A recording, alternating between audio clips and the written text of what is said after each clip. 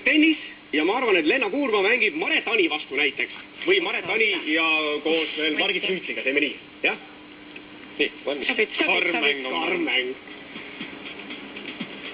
Aga Lenna paneb ära. Ja ütleme ausalt, et eks natukene lubasime külalistel harjutada ka enne. Ja vaatame, mis siis... Ja serve, väga hea serve. Selle harjutamise tulemusena nüüd välja tuleb.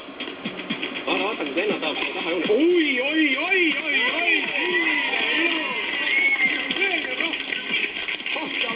See prill on sul abiks seal, on ju? Ja tuleb siis võita üks game ning kui seda arvuti vastu suudetakse teha, tuleb 2 punkti võistkonnale juurde.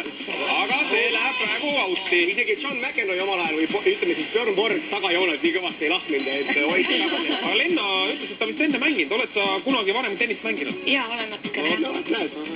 Ma loodan, et Eha on äkki mänginud. Inimesed asistavad. Ja väga edukalt. Hüppas mööda! Nüüd oleks publiku abi vaja.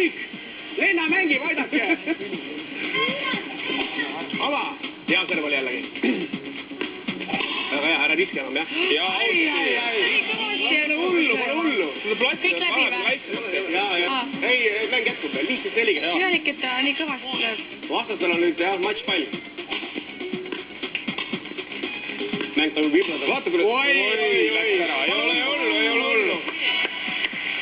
Aga ta oli tubli. Igal juhul. Ja Eha, palun.